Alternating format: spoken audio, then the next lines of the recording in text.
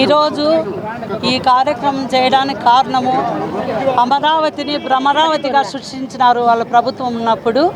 ఈరోజు చూస్తే అమరావతి వేషామరావతిగా కూడా మాట్లాడి డిబేట్లో శ్రీనివాసరావు అనే ఆయన, ఇంకొక ఆయన నాగార్జున అనే ఆయన ఇంత కించపరచడము మహిళల్ని అంత అవసరమా? భారతదేశంలో ఉన్నామా? సంప్రదాయమైన దేశంలో ఎక్కడైనా ఉన్నామా? మీరు కూడా ఆంధ్రప్రదేశ్లో ఒక జిల్లాలో పుట్టినోళ్ళే కదా భారతిరెడ్డి. ఈరోజు నువ్వు ఇంతమంది మహిళలు అవమానపడుతుంటే నువ్వు ఎందుకు ఊరికే ఉన్నావు? అందరికీ కూడా క్షమాపణ చెప్పొచ్చు కదా. ఈ 3 రోజుల నుంచి ఇదే నిరసనలు ఇలాగే కొనసాగుతున్నాయి. మీ పత్రికని, మీ మీడియాని ఇలాగే ఉపయోగించి నిన్న సజ్జలరెడ్డి గారు రాక్షసులు, వీళ్ళు నరరూప రాక్షసులని కూడా మాట్లాడుతున్నాడు. ఇవన్నీ మాట్లాడడానికి మీకు ఎలా మనసు వస్తుంది? సంవత్సరం ప్రొద్దయింది చంద్రబాబు నాయుడు గారు వచ్చి అభివృద్ధి పథంలో ముందుకు దూసుకెళ్తుంటే అమరావతి రాజధాని చేయడానికి ఇష్టం లేక ఇవన్నీ మాట్లాడుతూ వాళ్ళ సాక్షి పత్రిక, సాక్షి మీడియా ద్వారా ఇన్ని పాటలు మాట్లాడి మహిళలందరినీ, రాష్ట్రంలో మహిళలందరినీ తల్లిని, పిల్లని, చెల్లిని అనుకోకుండా అందరినీ కూడా కించపరిచి మాట్లాడడం నీకే హాస్యాస్పదంగా ఉంది. కావున నీకే ఆ మహిళలందరూ కూడా నీకు అయ్యేవన్నీ కూడా చేస్తారు. మహిళలు అయితే గిన అందరూ చాలామంది బాధపడుతున్నారు. ఇప్పుడు వేసలు అంటారు, ఇంకో రోజు ఇంకో మాట అంటారు. ఇవన్నీ కూడా ఖండిస్తున్నాము. నువ్వు భారతిరెడ్డి కానీ, మీ సాక్షి మీడియా వాళ్ళు కానీ మాకు వెంటనే క్షమాపణ చెప్పాలి. లేకపోతే కూడా సాక్షి ఆఫీసులు కానీ, మీడియాను కానీ పగలగొట్టేందుకు సిద్ధంగా ఉన్నామని ఈ సభాముఖంగా తెలియజేస్తున్నాము.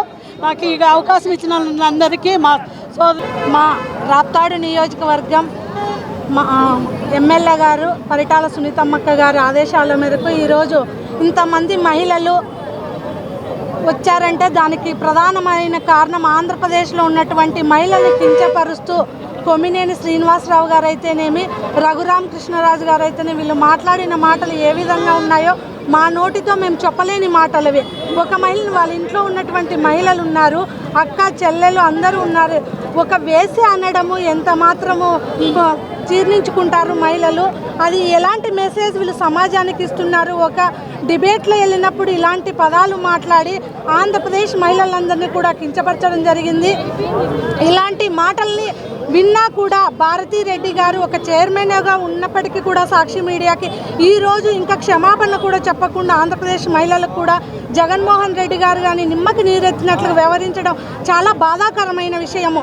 మా ముఖ్యమంత్రి వర్యులు ఒక చిన్న మెసేజ్ భారతిరెడ్డి మీద పెట్టినందుకే కిరణ్ గారిని వెంటనే పార్టీ నుంచి సస్పెండ్ చేశాడు. అంత క్రమశిక్షణగా ఉన్నటువంటి మా పార్టీ ఈరోజు ఒక డిబేట్లో మీ ప్రతినిధులు మాట్లాడితే దీన్ని ఏ విధంగా రిసీవ్ చేసుకున్నారు జగన్మోహన్ రెడ్డి? మీరు వెంటనే సాక్షి మీడియాని రద్దు చేయాలి. మేము ఇది ప్రధానమైన డిమాండు. జగన్మోహన్ రెడ్డి గారు, భారతిరెడ్డి గారు ఆంధ్రప్రదేశ్ మహిళలందరికీ కూడా క్షమాపణలు చెప్పాలని మేము డిమాండ్ చేస్తున్నాము. సాక్షి ఛానల్ వెంటనే మహిళలకు వెంటనే వైఎస్ భారతిరెడ్డి క్షమాపణ చెప్పాలి. మహిళలకు వెంటనే వైఎస్ భారతిరెడ్డి క్షమాపణ చెప్పాలి. అసంత ప్రచారం చేస్తున్న సాక్షి ఛానల్ వెంటనే సాక్షి ఛానల్, సాక్షి ఛానల్, సాక్షి ఛానల్, సాక్షి ఛానల్, మహిళలకు వైఎస్ భారతిరెడ్డి వెంటనే, మహిళలకు వైఎస్ భారతిరెడ్డి వెంటనే, వైఎస్ భారతిరెడ్డి వెంటనే.